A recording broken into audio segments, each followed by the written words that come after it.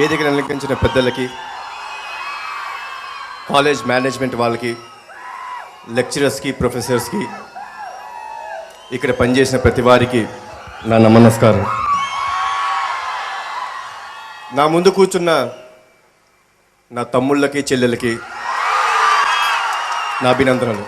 నన్ను మీ college management వారు వచ్చి కలిసినప్పుడు ఈ మీ యాన్యువల్ డే ఫంక్షన్కి రావాలండి, స్టూడెంట్స్ అందరూ హ్యాపీగా ఫీల్ అవుతారు, మీరు వస్తే బాగుంటుంది అన్నప్పుడు కొంచెం సేపు హెసిటేట్ చేశాను. నేనేంటి బై ప్రొఫెషన్ సినిమా ఆర్టిస్ట్ని, ఇక్కడ ఉన్న వాళ్ళందరూ బాగా చదువుకున్న వాళ్ళు, విద్యావంతులు, టెక్నికల్ ఎడ్యుకేషన్ ఉన్న వాళ్ళు, నేను వచ్చి మీకు ఏం చెప్పగలుగుతాను, ఏం మాట్లాడాలి మీతోని అని చాలాసేపు ఆలోచించాను. సరే, ఏదో నేను కూడా ఒక 8-9 సంవత్సరాల క్రితం టెక్నికల్ ఎడ్యుకేషన్ చేసే కదా, మీతో సి లాంగ్వేజో, స్ట్రక్చరల్ ఇంజనీరింగో, డిజిటల్ సిగ్నల్ ప్రాసెసింగో ఇలాంటి మాట్లాడాను అనుకోండి, నాకు గ్రీక్ అండ్ లాటిన్ లాగా ఉంటుంది, నాకు అర్థం కాదు. అలా అని చెప్పి మీ దగ్గర ఏమండి 435 కెమెరా, ఇదిగో ఇదొక 1K కెమెరా, డబ్బింగ్ ఇలా ఉంటుంది, రీ రికార్డింగ్ ఇలా ఉంటుందని మీకు చెప్పాను అనుకోండి, మీరందరూ లేచి అక్కడ క్యాంటీన్కి వెళ్ళి భోంచేస్తుంటారు. College days are fun days, most jollyful days in life. ఆ జాలీఫుల్ డేస్ నుంచి నేను బయటకు వచ్చి 8 సంవత్సరాలు అయింది. సో మై లైఫ్ సైకిల్, నేను పడిన కష్టాలు, నాకు వచ్చిన సక్సెస్ ఎలా జరిగింది ఇదంతా, I thought I can share with you all people so that it can make a difference in at least one persons life. మీరందరూ అనుకోవచ్చు, ఏముందిరా రామారావు గారి మనవడు లైఫ్ అంతా పరిచిన విస్తరం అని, he is born with a silver spoon, అన్నీ ఇతర అందుబాటులో ఉంటాయని. 100% అండి. ఏ జన్మలో నేను పుణ్యం చేసుకున్నానో ఆ మహానుభావుడికి మనవడిగా పుట్టాను. నేను పుట్టేసరికి ఆయన ఆంధ్రుల అభిమాన నటుడు. నాకు ఊహ తెలిసేసరికి ఆయన మన రాష్ట్రానికే ముఖ్యమంత్రి, మకుటం లేని మహారాజు. ఇవన్నీ ఉన్నా ఆయన మమ్మల్ని ఏ రోజు అలా పెంచలేదు. దీనికి ఒక చిన్న ఎగ్జాంపుల్ చెప్తానండి. నేను ఇక్కడే మన వికాస్ జూనియర్ కాలేజ్లో నా +1 +2 చేశాను, మన గుంటూరులోనే. అప్పుడు ఇక్కడ చేరినప్పుడు మేనేజ్మెంట్ వారు వచ్చి అడిగారు, ఏమండి మీ మనవడు వచ్చి చేరాడు కదా, గివ్ అస్ అ ఛాన్స్, మా ఇంట్లో ఉండి చదువుకుంటాడు అని. కానీ ఆయన ఒప్పుకోలేదు. మా మనవడు మీ ఇంట్లో ఉండి చదవడు, అందరితో పాటే హాస్టల్లో ఉండి చదువుతాడు. నేను హాస్టల్లో ఉండి ప్రతిరోజు, అంటే అప్పట్లో ఇన్ని ఫెసిలిటీస్ లేవు, నడుచుకుంటూ కాలేజీకి వెళ్ళి తిరిగి వచ్చేవాడిని. సో మేమందరం, ఆయన ఎప్పుడు అనేవారు, మీరందరూ అందరిలానే పెరగాలి, స్పెషల్ ప్రిఫరెన్సెస్ వద్దు అని. ఆయన ఎప్పుడు 2 విషయాలు నమ్మేవారండి, ఫోకస్ అండ్ హార్డ్ వర్క్. ఆయన అప్పుడు చెప్తుంటే, అంటే మేమందరం చిన్నపిల్లలు కదండి, అర్థమయ్యేది కాదు, ఏంటి హార్డ్ వర్క్, ఏంటి ఫోకస్, మాకెందుకు ప్రిఫరెన్సెస్ ఉండట్లేదు, రామారావు గారి మనవాళ్ళం, ఏంటిది, వై ఇస్ ఇట్ లైక్ దస్ అనుకుని కొంచెం బాధపడుతూ ఉండేవాళ్ళం. తర్వాత అర్థమైంది, అంటే కాలేజ్ అయిపోయిన తర్వాత ఆయన ఆ మాటలు ఎందుకు అన్నారని. కాలేజ్లో ఉన్నప్పుడు పుస్తకాలు చూసి నేర్చుకుంటాం, బయటికి వచ్చాక మనం ప్రపంచాన్ని చూసి నేర్చుకుంటాం.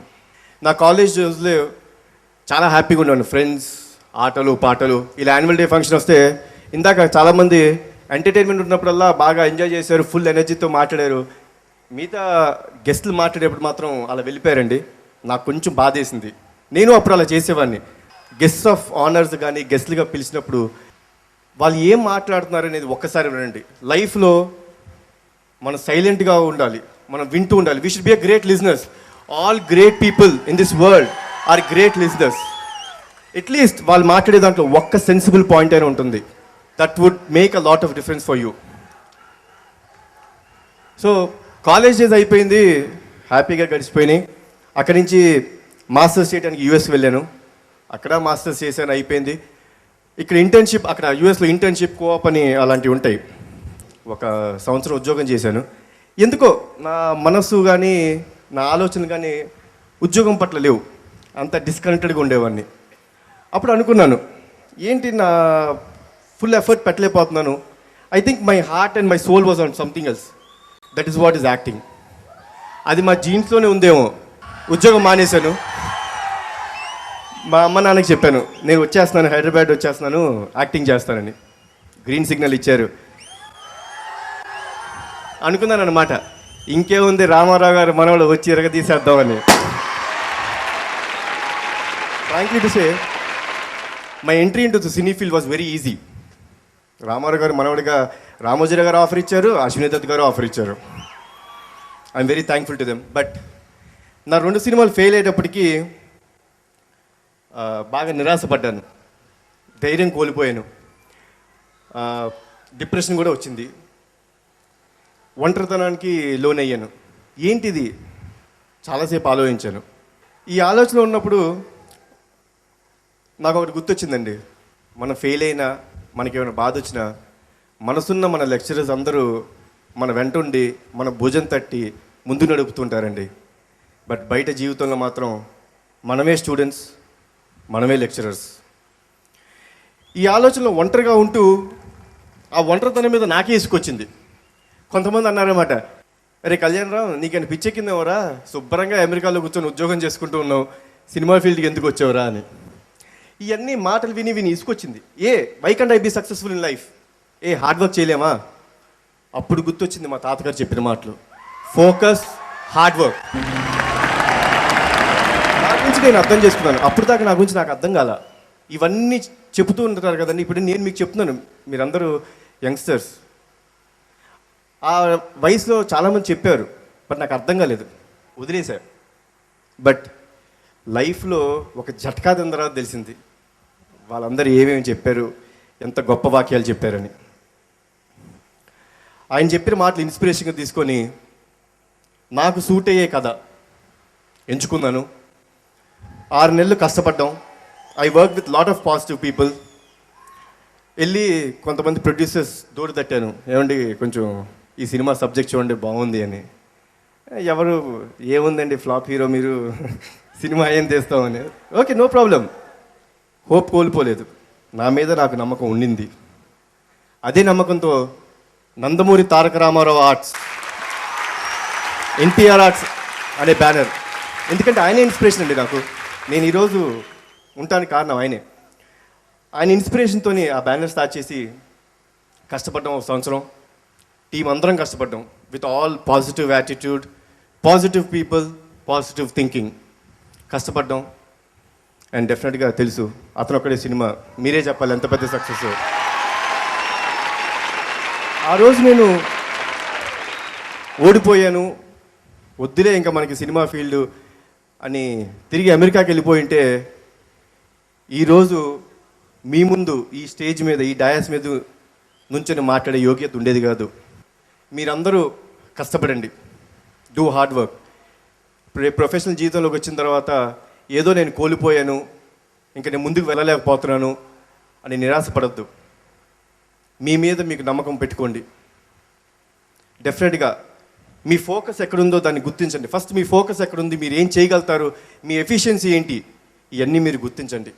గుర్తించి దానికోసం ఆ గోల్ పట్ల మీరు ఏం చేసుకొని కష్టపడి ప్రయత్నించండి. Definitely success will be on your way. My only simple philosophy about life is there are no shortcuts for success. Only hard work is the only way you can get success. And me annual day ఫంక్షన్కి వచ్చి మిమ్మల్ని అందరినీ కలిసినందుకు నాకు చాలా ఆనందంగా ఉంది. Anyway, I'm going to stop my speech. Enjoy your day.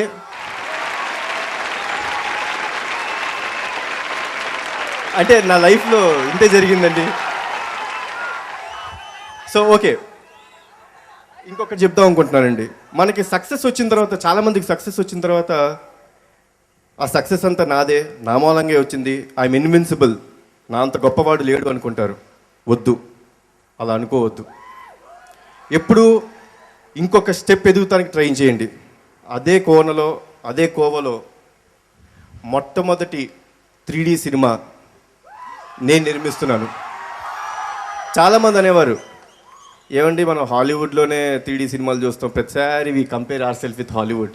Why are you comparing your self with Hollywood? We are creators. మనం కష్టపడితే ఎందుకు కాదు. నేను అదే అనుకున్నా, 3D సినిమా అంటే హాలీవుడ్లోనే చూడాలా, మనం చూడలేమా, మనం తీయలేమా? దానికోసం 8 నెలలు కష్టపడ్డాను. అమెరికా వెళ్ళాను, హాంకాంగ్ వెళ్ళాను. మా టీం అంతా కూర్చొని రోజు రాత్రింబగళ్ళు కష్టపడ్డాం. సంవత్సరంన్నర వరకు ఇప్పుడు దాకా నేను సినిమా రాలేదు నాది. చాలామంది అడుగుతుంటారు, ఏమండి 2 సంవత్సరాల దాకా మీ సినిమా ఏం రాలేదు, జనాలు మిమ్మల్ని మర్చిపోతారని. పర్లేదు, నాకేం భయం లేదు. My cinema will talk. నేను తీసిన సినిమా మాట్లాడుతుంది, అదే నమ్మకం నాకు. సో మనం చేసే పని మన గురించి మాట్లాడాలి, అంతే తప్పితే మనం ఓ డప్పేసుకోకూడదు. వన్ థింగ్ అండి, నేను ఇంత స్పీచ్ ఇచ్చిన I would just like to say, నేను చెప్పిన విషయం ప్రతిరోజు ఇక్కడున్న లెక్చరర్సు, ఇంట్లో ఉన్న మీ పేరెంట్స్ చెప్తూ ఉంటారు. ప్లీజ్ దానికి ఒక్కసారి మీ మైండ్ ఓపెన్ చేసి విని దాని లోపల పెట్టండి. Life is not so easy, but life is a beautiful thing. Do enjoy it. Wish you all the best. Take care. May God bless you all. జై హింద్.